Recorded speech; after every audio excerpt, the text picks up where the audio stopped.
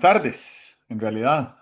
Álvaro Cedeño y Álvaro Cedeño les saludan en este episodio número 289 de Diálogos con Álvaro Cedeño. Esta es una conversación intergeneracional que toca temas como desarrollo de talento, acción humana eficaz, espíritu emprendedor y transformación de conflictos. Hoy para conversar sobre el artículo publicado esta semana en la página web alvarocedeno.com titulado Gratitud, confianza y esperanza. Papá, llegamos al episodio 17 al cuadrado. Muy bien, muy bien. A ver cuánto falta para para el 18 al cuadrado.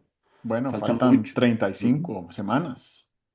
Sí. Sí, 35 semanas. Primero tenemos que celebrar los 300, que eso es a la Ujú. vueltica del nuevo año, pero vamos por Muy aquí bien. primero. Sí. Celebremos Ujú. el cuadrado de 17, que ya es bastante Cuadrado de singular. 17. 189. Dos. 289. Es Ujú. bastante. Sí. Ujú. Me gusta la temática del artículo de hoy. Me gusta la manera como hilvanaste esos tres conceptos. Me encanta encontrar afinidades en cuanto a- al- a la, a la actitud de la gratitud. Curiosamente, te comento que hace como un mes, tal vez un poquitico más, pero no mucho más, empecé a narrar en mi mente unas afirmaciones de gratitud al lavarme los dientes apenas me despierto, apenas me levanto de la cama, que eso es usualmente como a las 4:30 de la mañana, viendo por la ventana. Entonces a veces veo estrellas, a veces veo nubes, em, cielo oscuro, ahí se escuchan animales de la noche y- y- y creo que conecto desde la gratitud con mi universo a partir de esa primera hora del día. Y me ha resultado una práctica expansiva y gratificante. Entonces, resueno con lo que elaboras y comentas de tu diálogo con tu amigo en el artículo. Pero hay otros dos temas más y los conversaremos durante la sesión de hoy, así que te cedo la palabra para que nos des una orientación al respecto. Yo he tenido la suerte, creo que aquí lo he comentado, de tener amigos muy singulares. Y otro amigo solía decir una cosa que a mí yo me la puse en algo así como la brújula espiritual. Ese otro amigo decía que lo peor que nos puede ocurrir como seres finitos es olvidarnos de que somos criaturas, de que somos producto de o de una serie de circunstancias, producto de una enorme multitud de lazos que nos hacen propicia la vida. Somos producto de una gran cantidad de circunstancias que se han conjugado para que seamos lo que somos. Y me parece un pensamiento muy rico. Cuando, cuando uno lee relatos sobre la soberbia, me parece que la soberbia, creo que la soberbia es que creer a alguien que es todopoderoso o que puede más que alguien que sea todopoderoso. Eh, Primero, yo creo que es un gran desorden la soberbia. Imagínate que uno creyera que, que sabe más que el piloto. Yo me monto en un avión y lo menos que se me ocurre es pensar que yo sé más que el piloto. Supongo que él sabe por dónde va y tal y cual.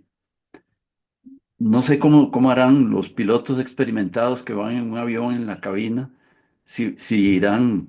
evaluando al piloto. Pienso que pensar que uno sabe más que el que te está enseñando, me parece que perjudica tu mismo aprendizaje. Podría ser que pensaras que puedes encontrar otros caminos distintos al que te están enseñando, pero aprender implica una posición bueno, voy a escuchar todo tu mensaje sin irlo mentalmente interrumpiendo, diciendo, esto es cuento, esto está equivocado, eh, esto eh, es erróneo, ¿no? Entonces, volviendo al axioma ese de que lo peor que le puede pasar a un ser limitado como nosotros es pensar, olvidarse de que es una criatura. Y criatura no quiere decir en eso, yo dejo libertad para que cada uno lo visualice como quiera. Pero para mí una criatura es alguien que aparece en el escenario sin que haya hecho ningún mérito para aparecer en el escenario. Eso es una cosa que decía en el artículo. eh, Nadie está aquí habiéndolo merecido. ¿Por qué? Porque para que lo hubiera merecido necesitaría, antes de estar aquí, haber hecho algo meritorio como para merecer estar aquí. O sea, no merecimos estar aquí y estamos. Eh, Otros seres con los cuales, desde un punto de vista biológico, hicimos un camino semejante, o sea, otros seres de nuestro mismo origen evolutivo fueron recorriendo ese camino y sin embargo no llegaron, por ejemplo, a tener conciencia y se quedaron en otro tipo de bichitos que no tenían conciencia. La conciencia que tenemos creo que es algo que no la hemos merecido, no hicimos nada eh, como para decir, yo me gané la conciencia de esta manera, sino que mi conciencia ahí está. No recuerdo cuándo, un día nos dimos cuenta de que teníamos conciencia. Y yo creo que no, yo no me sorprendí mucho de tener conciencia cuando empezaba a darme cuenta de que tenía conciencia. Me he ido haciendo muy, me he ido haciendo muy consciente de la maravilla de ser consciente ya en el camino. ¿Por qué? No sé.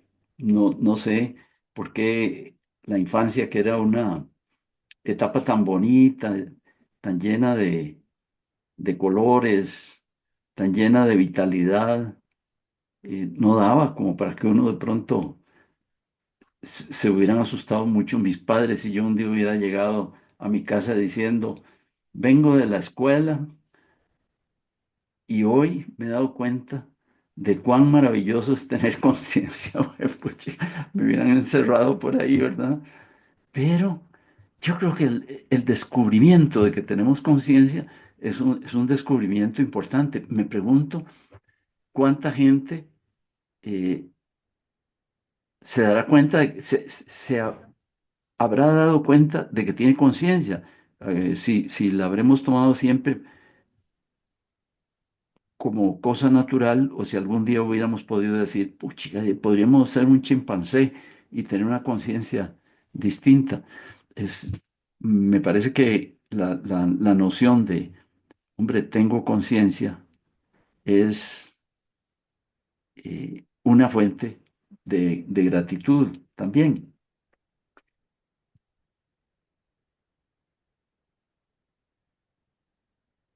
En la gratitud hay algo que me parece muy valioso y es que si tenemos noción de que recibimos, tenemos noción de nuestra finitud, porque si fuéramos infinitamente poderosos, infinitamente ricos, infinitamente eh, inteligentes y tal, creo que nunca tendríamos esa experiencia de sentir que hemos recibido en algún momento. En en el Antiguo Testamento, el relato que hay sobre la caída del ángel luminoso, Luzbel, ¿verdad? El cuento que hay, que chiquillos lo leímos y nos parecía un poco como, lo planteamos como en los esquemas dramáticos de policías y ladrones. Y uy, salado, que a este le tocó ser ladrón y entonces los policías lo andan persiguiendo y tal. Pero en el relato del Antiguo Testamento, que a mí me parece que es una maravilla en cuanto a metáforas, ¿verdad? Ahí lo que hay es un ser que en un determinado momento se rasca la cabeza y dice, puchica, pero ¿y yo por qué tengo que estar sometido a a este deslumbramiento que tengo desde una fuente de luz? Y yo también soy luminoso y pierde de vista que su luminosidad es reflejada, no es una luminosidad ontogénica, no la produce su propio ser. Y entonces viene la caída, dice el Antiguo Testamento. Eso era lo que decía mi amigo antiguo. Es peligroso olvidarse uno de que es una criatura. Y luego eso lo podemos extrapolar hacia nuestra vida en comunidad. El que vive en una comunidad creyendo que es el mejor, el más perfecto, el más poderoso de la comunidad, me parece que no es un buen miembro de la comunidad. Ser un buen miembro de una comunidad es reconocer nuestras limitaciones y reconocer las limitaciones y posibilidades de los demás, porque si no, no valdría la pena vivir en comunidad si uno no necesitara de los demás. Vieras que yo pienso que este tipo de reflexiones, yo no las considero reflexiones filosóficas en el sentido de elucubraciones que podrían ser razonables, pero que no son útiles. Yo las considero cosas que son muy útiles. Últimamente pienso en la política como la forma de vivir en comunidad.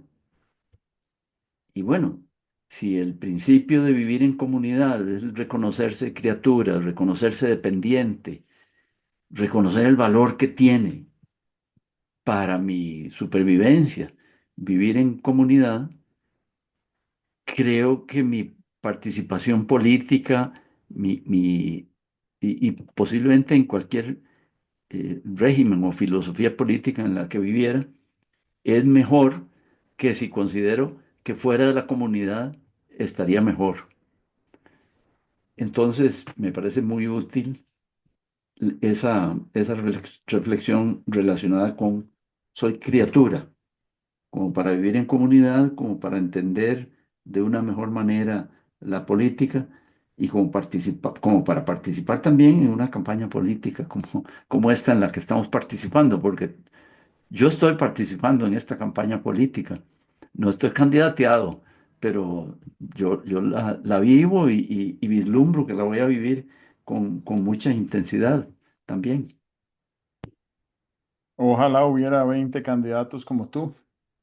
Oh, Em, no sabía la definición exacta de la palabra criatura, nunca la he utilizado.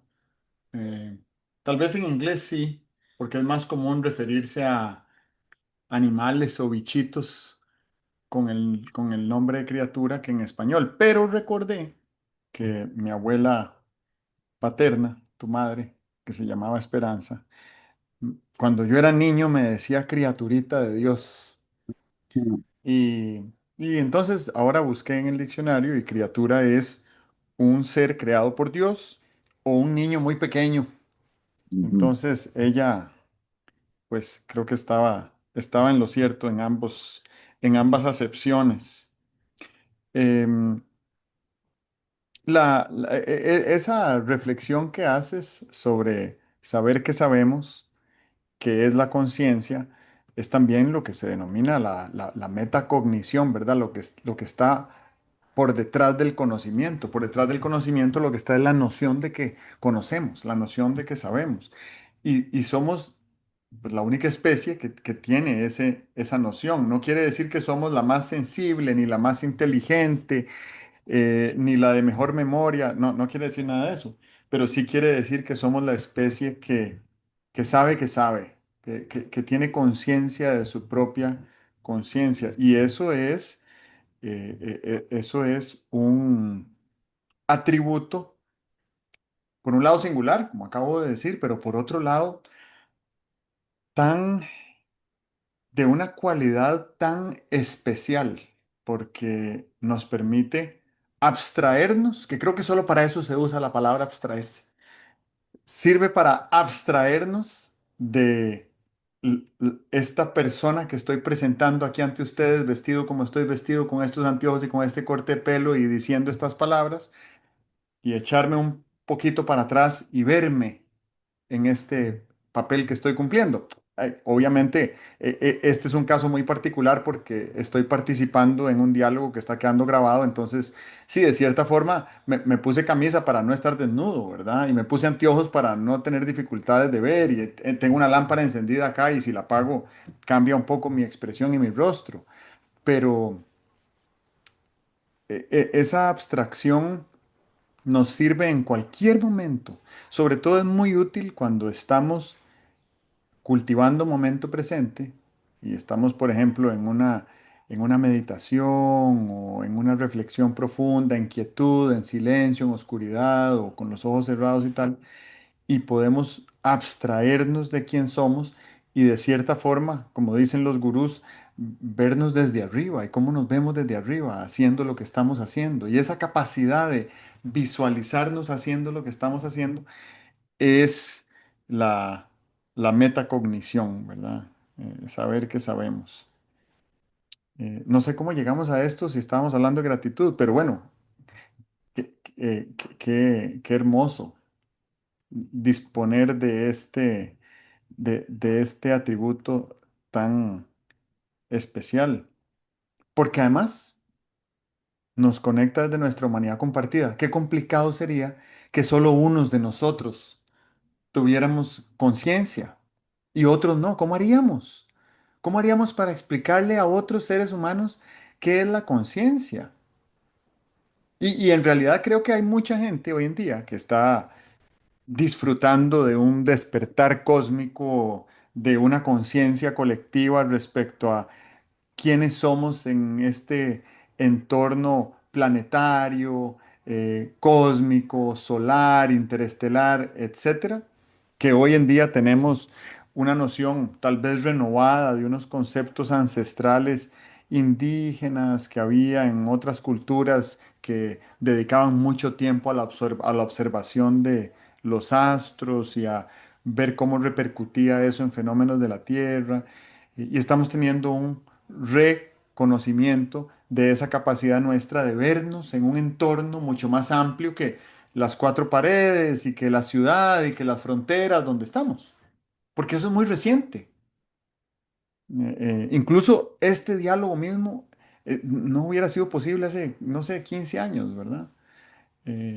Y hubiéramos tenido que juntarnos, lo cual no tiene nada de malo, y hubiéramos tenido que conseguir unas cámaras muy costosas para poder compartir esta conversación con otras personas. Pero hoy tenemos esta capacidad de conectarnos con un entorno universal y saber que somos parte de ese universo, que somos polvo de alguna estrella que por una serie muy específica de combinaciones lumínicas, químicas, de temperatura, físicas, de cualidades de la materia, ¡pa! Dispararon una chispa vital que genera un impulso electromagnético que moviliza un órgano que bombea sangre para nutrir el cuerpo durante 100 años. Y eso es, eh, además de que es sobrecogedor imaginarse que somos resultado de algo tan estadísticamente improbable que podríamos catalogarlo sin mucha disputa como un conjunto infinito de milagros sucediendo en todo momento en cada uno de nosotros, nos hace también reconocer en el otro la capacidad que tiene de abstraerse y de reconocer su propia conciencia. Y cuando nos podemos comunicar de una conciencia a otra, no se necesitan las palabras, ni se necesita la presencia. Em, Hay un libro que cita, bueno, es el libro más importante de la vida de Steve Jobs, que se llama Autobiografía de un Yogi, y en ese libro se explica cómo era la forma de comunicarse de los gurús de la India del siglo XIX a través de la telepatía. Entonces sabían qué estaba pasando en otro lugar, solo entrando en una frecuencia energética donde se comunicaban con otros seres que también estaban ahí. Y hoy en día eso podría sonar como fantasía, pero lo interesante es explorar esa capacidad que tenemos. Y esto lo menciono porque hablabas de la soberbia y de creerse cuando uno se sube al avión que uno podría saber más que el piloto, ¿verdad? Y me puse a pensar cuando dijiste eso, ¿y qué pasaría con la soberbia del piloto que cree que sabe más que el avión? Sobre todo porque pues, hoy en día los aviones tienen unos componentes tecnológicos tan avanzados que hacen redundante la gestión y el error humano. Pero todavía podríamos ser víctimas del ego de un piloto que dijera, no, ese sensor de que vamos de picada está malo porque yo siento que vamos desplazándonos paralelo al suelo, ¿verdad? Entonces eso es importante. ¿Qué más iba a decir aquí? No, para cerrar con el elemento político, siento que esta elección me encuentra en un estado de conciencia muy diferente a todas las anteriores. Y entonces en este momento, cuando hiciste esa reflexión, lo que me vino a la mente fue, ¿qué es lo más importante? ¿La política, el Estado o la nación? Y ahí esa discusión la podríamos tener por siglos, porque creo que la hemos tenido por siglos.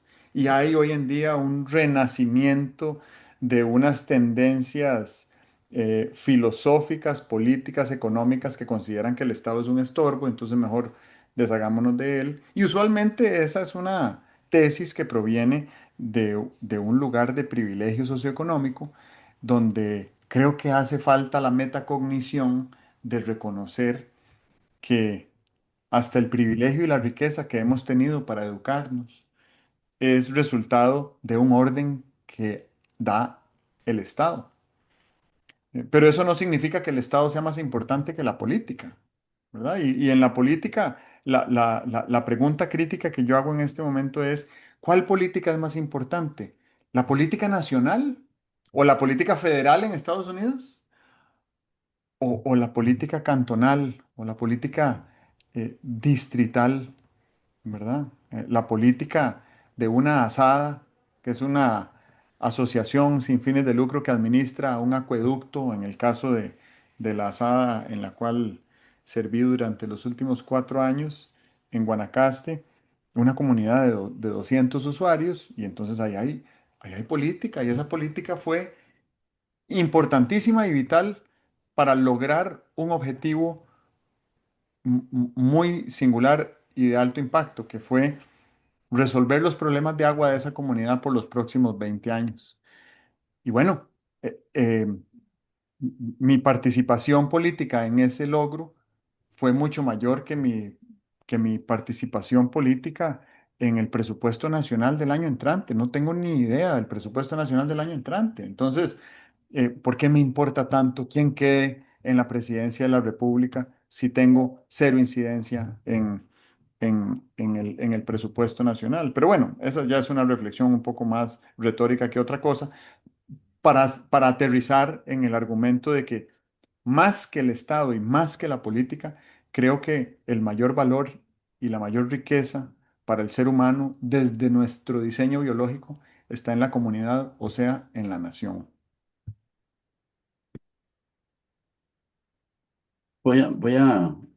Originalmente pensaba decirte que nos explicaras, pero mejor trato de explicarlo yo y si no lo explico bien, lo complementas tú. Dijiste que somos polvo de estrellas. Bueno, si hacemos un análisis de lo que compone esta estructura física nuestra, vamos a encontrar eh, mucho carbón, vamos a encontrar mucho hidrógeno, vamos a encontrar mucho oxígeno y vamos a encontrar mucho nitrógeno en nosotros. Eh, si uno pensara en, en que en algún momento antes de que yo existiera, alguien, no sé, la naturaleza, el vientre de mi madre, tuvo que ir a algo así como un casillero y decir, bueno, necesito no sé cuántas moléculas de carbón y para empezar este trabajo, ¿verdad? ¿Ah? Supongo que uno empieza yo creo que sí, empieza con unas moléculas que son contables, enumerables. Bueno, unas moléculas de carbón y otras de hidrógeno, y ya dije, ¿verdad? Y de nitrógeno. Y todo nuestro crecimiento viene de ir agregándole mm, mm, moléculas o átomos, tal vez átomos, no recuerdo muy bien la química del colegio, pero son átomos los que vamos agregando de nitrógeno y de oxígeno y de hidrógeno. ¿De dónde viene todo eh, esos componentes fundamentales de lo que somos? Vienen de la Tierra. No es que de tiempo en tiempo haya una emisión desde el espacio de chorros de carbono, de chorros de nitrógeno hacia la Tierra. No, ahí están en la Tierra, estaban desde que la Tierra es Tierra. Y la Tierra, lo mismo, de dónde viene, ¿verdad? Eh, eh, eh, los planetas son formaciones de recoger restos de cosas que hay por ahí o productos de una explosión de un cuerpo celeste mayor y tal y cual. O sea que estos átomos que me forman ahora están en mí y dentro de unos años ya no estarán en mí. Dice muy bien la gente cuando dice que alguien murió, dice ya, volvió a la tierra. Pues volvió a la tierra, ¿verdad? Claro, un día volveremos a la tierra. Eh, Aquella canción linda de de las universidades medievales dice que un día nos habebit humus, un día nos volverá a poseer la tierra, un día volveremos a ser tierra. Devolveremos todo este complejo conjunto de moléculas, de átomos y moléculas. Pero, de nuevo, ¿de dónde vienen? Vienen de allá, de una gran explosión. O sea, que cuando dices que somos polvo de estrellas, somos polvo de estrellas. Efectivamente, nuestra materialidad ya estaba aquí, después del Big Bang, siempre estuvo aquí. Eso es, eso es maravilloso. Eh, y una recomendación para los que nos escuchan, después de que nos escuchen y tal, búsquense polvo de estrellas, esa melodía tan bonita, y la escuchan, y escúchenla con sensación de que más o menos estamos hablando de nuestra génesis, ¿verdad? Bueno, eso sobre polvo de estrellas. Cantones o naciones, cantones o países.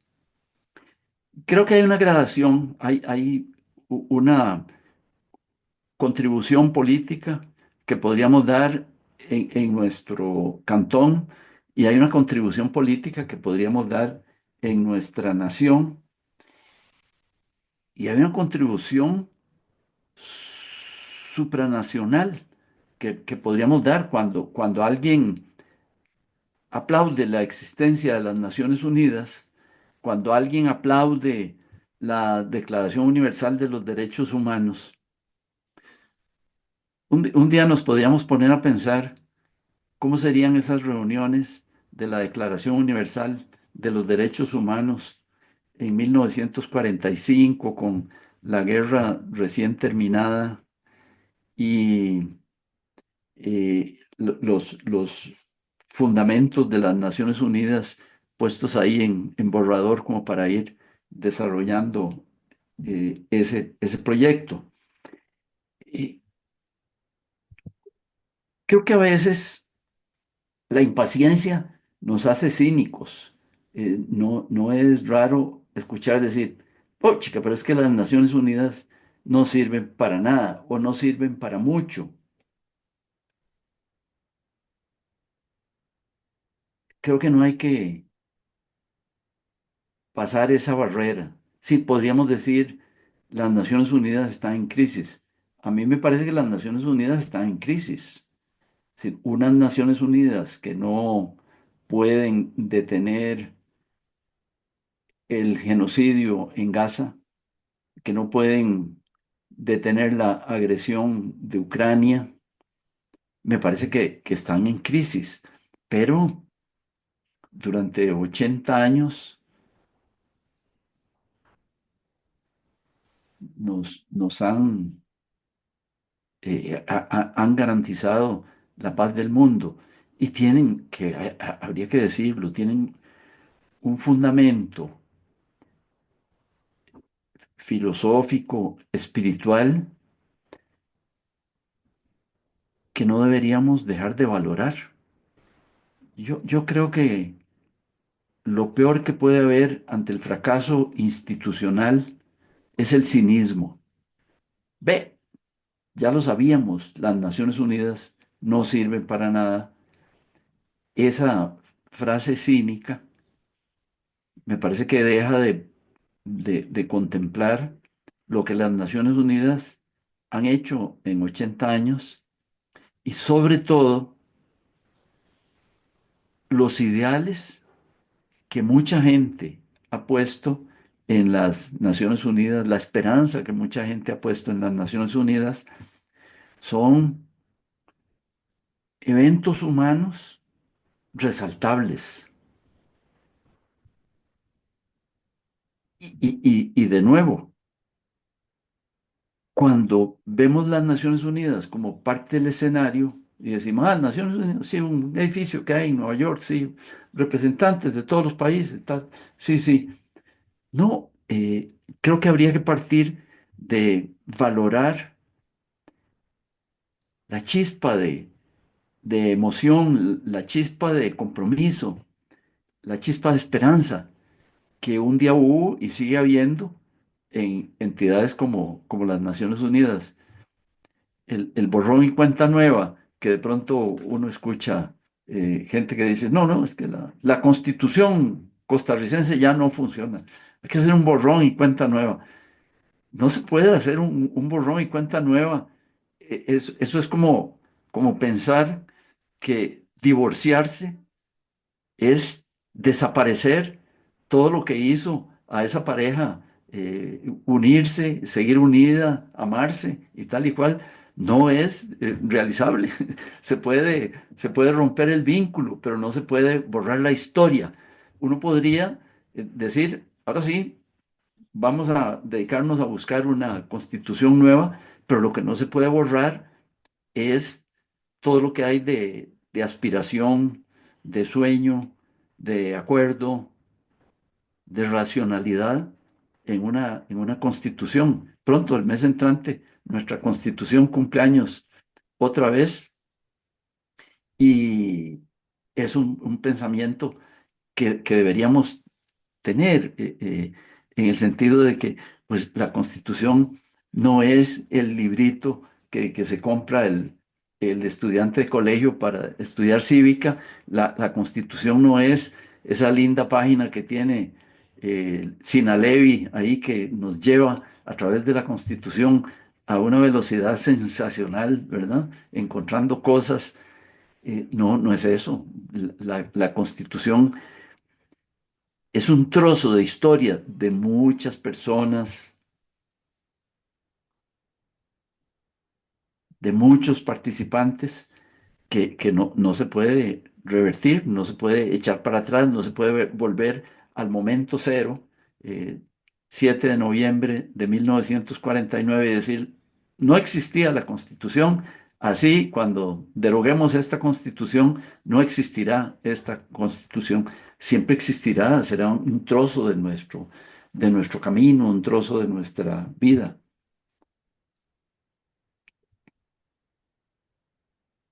Eso que dices es muy interesante y creo que estás describiendo varias cosas. Estás describiendo por primera vez un concepto al que puedo adherirme, que es el de normas pétreas, porque las normas pétreas tal vez, tal vez son, tal vez es un concepto metanormativo, ¿verdad? Van más allá de la regla.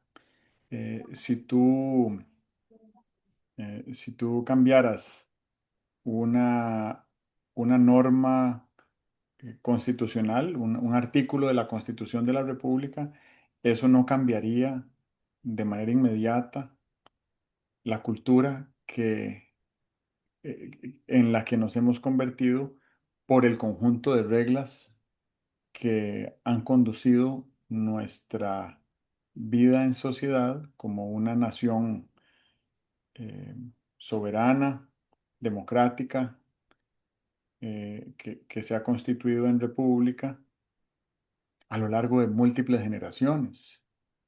Entonces, así estoy haciendo el ejercicio inverso de lo que fue la abolición del ejército, porque la abolición del ejército lo que hizo fue decir, aquí se proscribe la institución militar a manos del Estado, pero eso no borró la experiencia militar que tenían cientos o miles de personas, ni borró tampoco la, la animadversión que generó el episodio que condujo a la abolición del ejército. Esa animadversión yo creo que nos acompañó por 40 años más, y siento que terminó de disiparse de una manera muy civilizada, pacífica y democrática cuando hubo una transición electoral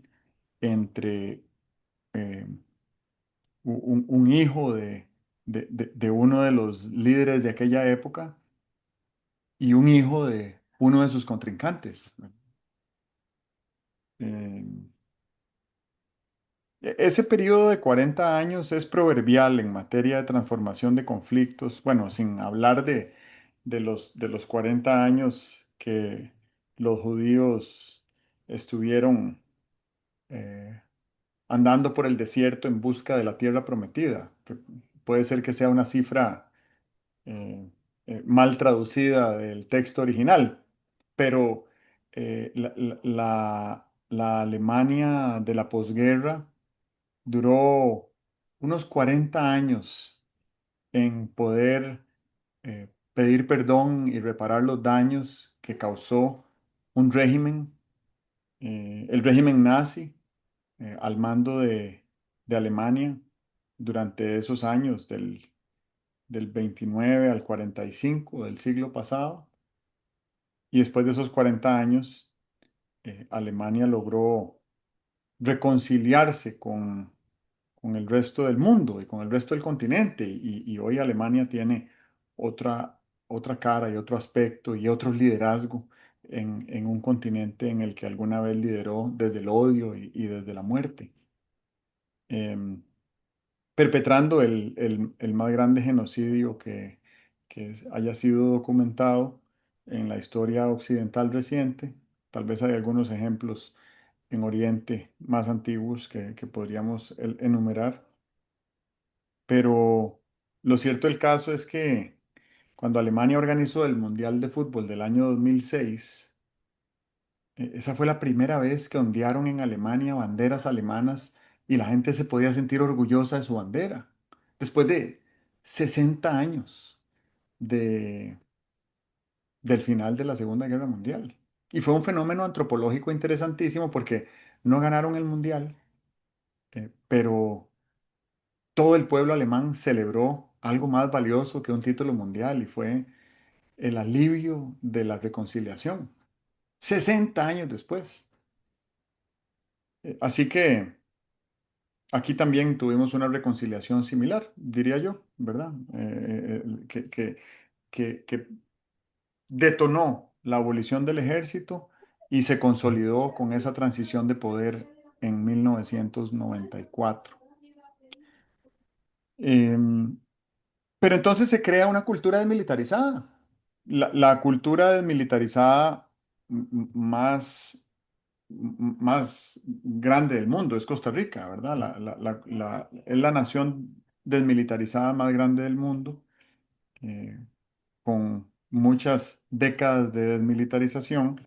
Y si nosotros creáramos un ejército militar a partir de mañana, no crearíamos una cultura militar de la noche a la mañana, Ujú. ¿verdad? Probablemente crearíamos un ejército militar sumamente moderno y sofisticado, con muy pocos seres humanos, con mucha tecnología y probablemente nunca marcharía con botas a cruzar ninguna de nuestras fronteras.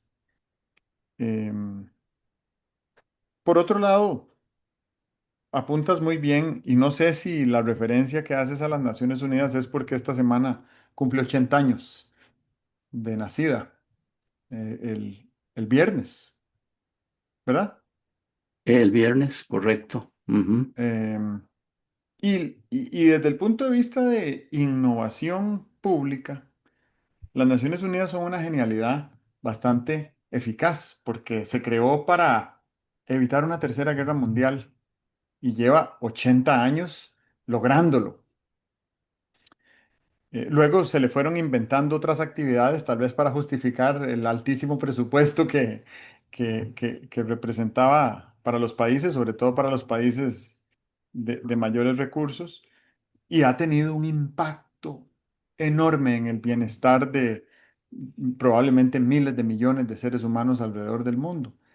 No se le pueden echar las culpas de todo, y más bien creo que lo que deberíamos hacer es construir a partir del logro de haber evitado hasta hoy la Tercera Guerra Mundial y ver qué más logros tiene antes de empezar a tirarle pedradas, ¿verdad? Obviamente hay un reacomodo de la geopolítica global. eh, eh, a veces da la impresión de que Estados Unidos está implosionando y colapsando como entidad global y otras veces pareciera que se está fortaleciendo de manera desmedida, colonizando territorios y colonizando industrias y rompiendo todas las reglas que conocíamos y que respetábamos. Las del comercio, sobre todo, ¿verdad? Que creo que la administración Trump, la primera, y la primera vino a dejar en desuso la Organización Mundial del Comercio y la segunda administración y la vino a sepultar, ¿verdad? Ya lo que sucede en la OMC, no sé qué sucede en la OMC, pero es irrelevante mientras esté Ujú. Trump en el gobierno. Y lo otro es que siento que en el entorno político tenemos que ser capaces de discernir entre la conciencia y la esencia, porque nosotros a conciencia podríamos enemistarnos con el vecino.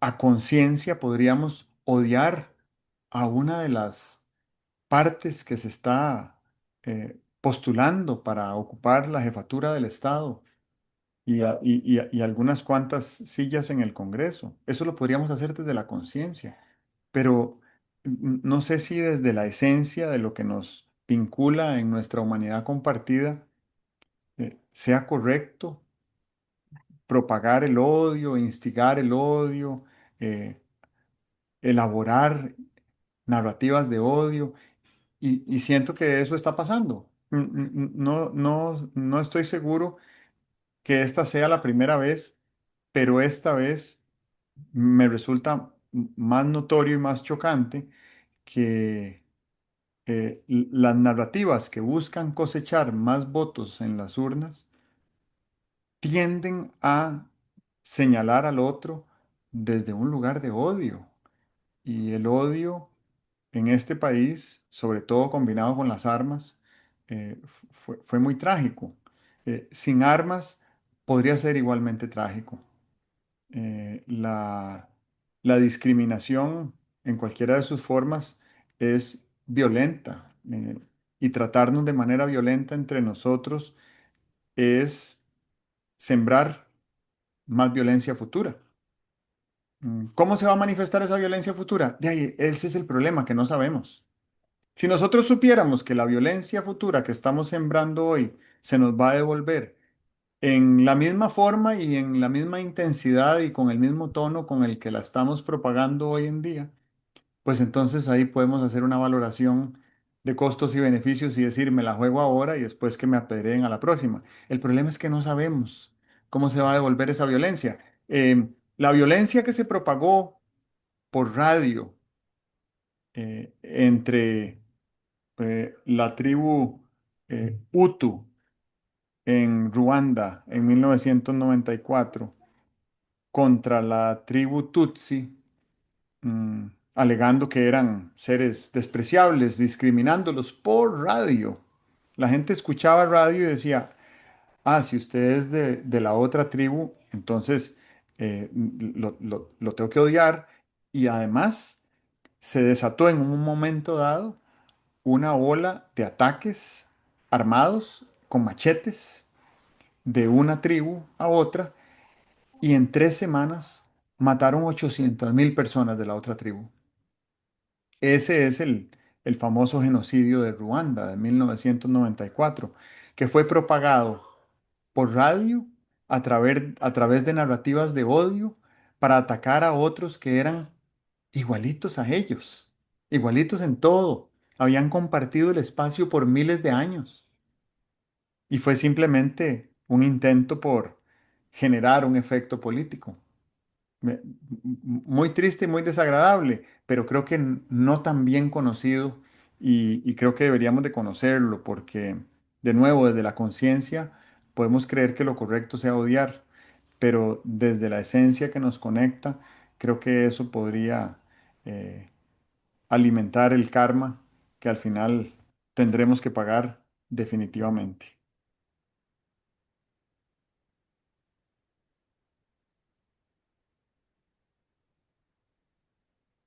Vamos a ver para dónde cogemos desde aquí.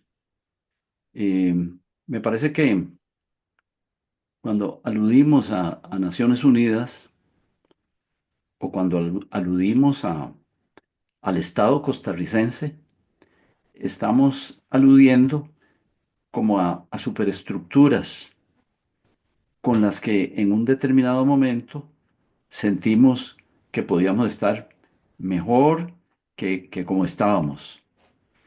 Sin duda, el mundo con Naciones Unidas a mí me parece que ha sido mejor de como era el mundo antes de Naciones Unidas. Bueno, ya había habido una, una, un esfuerzo por crear una comunidad de naciones, un esfuerzo fallido, Naciones Unidas es un esfuerzo mucho más articulado. Pero esto me lleva a que nos asomemos a ver posibilidades. Vamos a ver,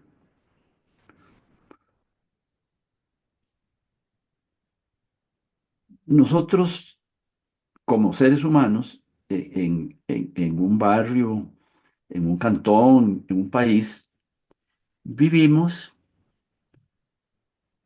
de acuerdo a unas reglas y esas reglas las hemos ido aprobando, acogiendo a lo largo del tiempo.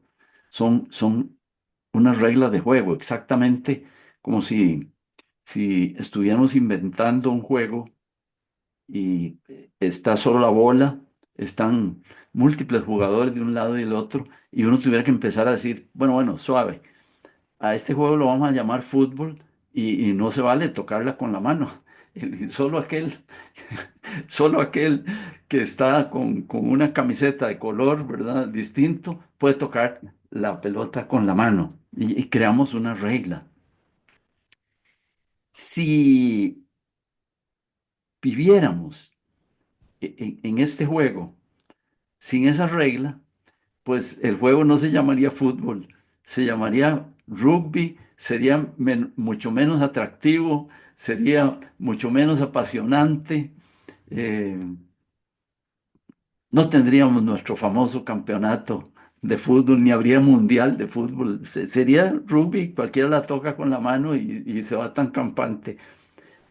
Somos seres capaces de crear reglas. Y esa creación de reglas es una maravilla porque demanda dos cosas. Demanda la razón y demanda luego el ejercicio de comunicación de la regla para ver si otros están de acuerdo. Cuando otros están de acuerdo en lo que razonablemente, de manera usando una comunicación adecuada, les hemos contado, si están de acuerdo, ya hemos creado una regla. A mí me sorprendió mucho, Douglas North es un economista y hace tantos años, creo que ganó un premio Nobel de economía, pero tengo todavía un amigo que fue quien por primera vez me dio a conocer a Douglas North y su concepto de institución. Y a mí vieras cómo me costó entender lo que era una institución, porque yo me imaginaba que una institución era el INS, el Banco Nacional, el ICE, y los veía como un edificio. Eso era lo que para mí era una institución. Cuando decían las instituciones costarricenses, yo me imaginaba a la Caja, al INS, al Banco Nacional, al Banco Central. Pero este economista decía que una institución es un acuerdo en una comunidad, un país se pone de acuerdo, un país se pone de acuerdo, ve qué cosas tan importantes.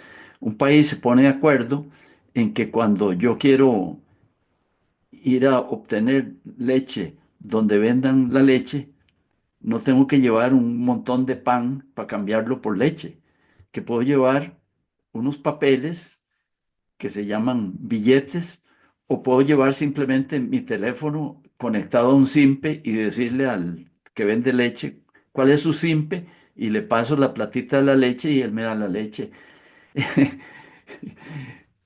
Yo creo que sabes que debería haber un día para celebrar la existencia del sistema monetario, porque si no existiera el sistema monetario y viviéramos a puro trueque, no quieras ver cómo iría uno a algo que fuera como el súper, que posiblemente estaría en muchos lugares, uno iría cargado de cosas, mire, vengo a cambiar esto por esto, vengo a cambiar esto por esto, pero el sistema monetario, uy, nos economiza tanto esfuerzo y energía. ¿Y qué es lo que hay en el sistema monetario? Un acuerdo nacional de que estos billetitos que se llaman colones que los emite. El acuerdo es solo el Banco Central, porque si usted puede tener una gran litografía y le pueden salir los billetes igualitos a como le salen al Banco Central, pero si lo agarramos haciendo eso, usted está cometiendo un delito. ¿Y por qué es delito acuñar moneda? Porque si todos pudiéramos acuñar moneda, entonces en vez de trabajar y producir, nos dedicaríamos a ver cómo perfeccionamos nuestras habilidades litográficas para producir moneda, ¿verdad? Es un acuerdo sensacional. Bueno, ese acuerdo sensacional ocurre en una serie de decisiones del país. Un día nos pusimos de acuerdo, hace 80 y tantos años, en que tanto los patronos como los trabajadores y el Estado íbamos a dar una pequeña contribución para que hubiera un servicio de salud que amparara a todos los trabajadores. Esa cosa debe haber sonado, pero extrañísima, extrañísima. Venía el doctor Calderón Guardia, la trajo de Bélgica, y debe haber sonado extrañísima. Yo supongo que mucha gente decía, bueno, pero ¿para qué eso? Si, mire, aquí yo tengo un montón de peones y nunca se enferman, y cuando se enferman se toman un poco de borraja y ya se curaron. Pero lo que implica desde el punto de vista civilizatorio tener una institución que no es la Caja de Seguro Social que queda en la Avenida Segunda, sino ese acuerdo nacional de la seguridad social, ese acuerdo es civilizatorio y nos permite vivir de manera más plena.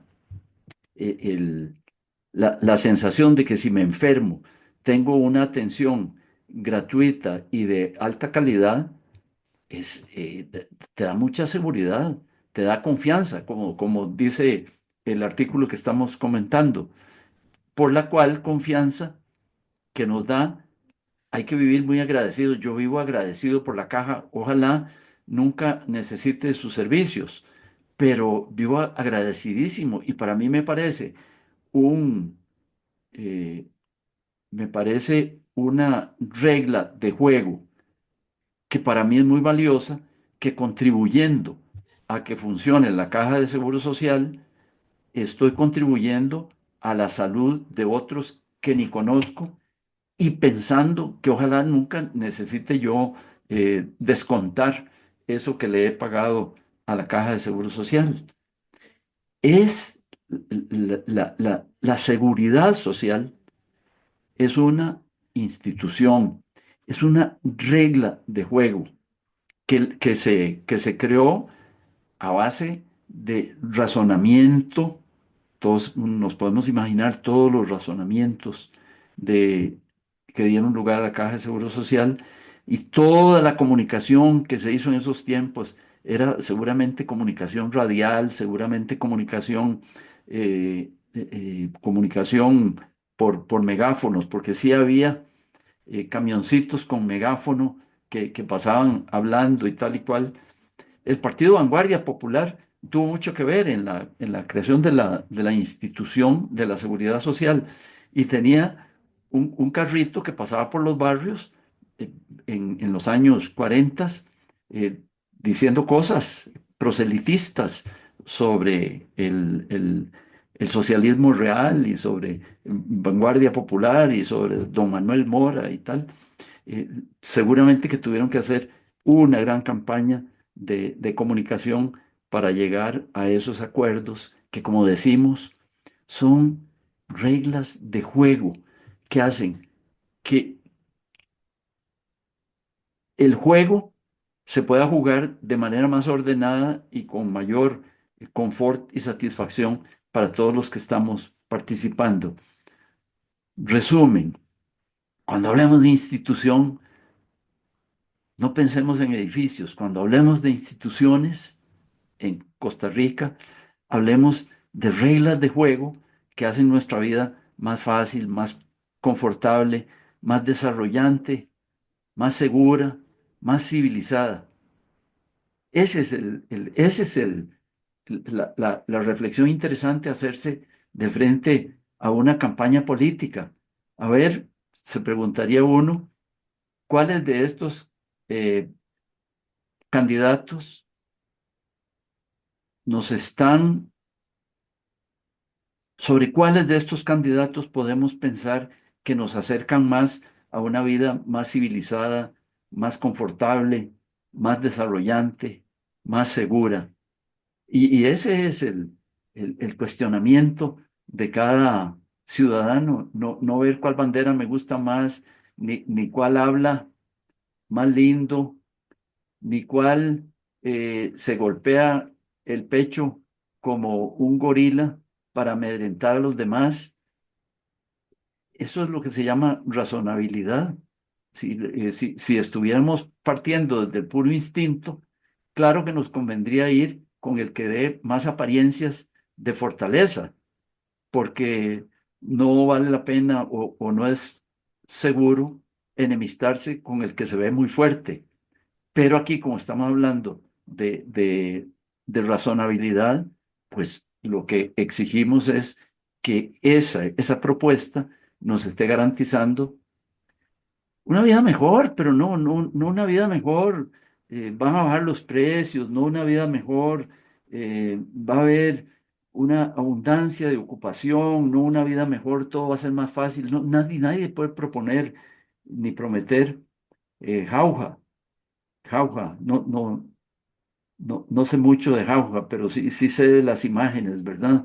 Donde los perros eran amarrados con longaniza porque vivían tan bien y comían tan bien que no se comían la propia longaniza de la que estaban amarrados. Era un mundo feliz. Nadie nos propone eso, ninguno de los votantes. Yo no quiero que me propongan esa cosa. Lo que quiero que me propongan es una situación de oportunidades amplias donde cada uno, no yo nada más, sino que cada uno pueda darle una vuelta de tuerca a su propio desarrollo y terminar los próximos 4 años siendo mejor persona, mejor ser humano que lo que empezamos siendo.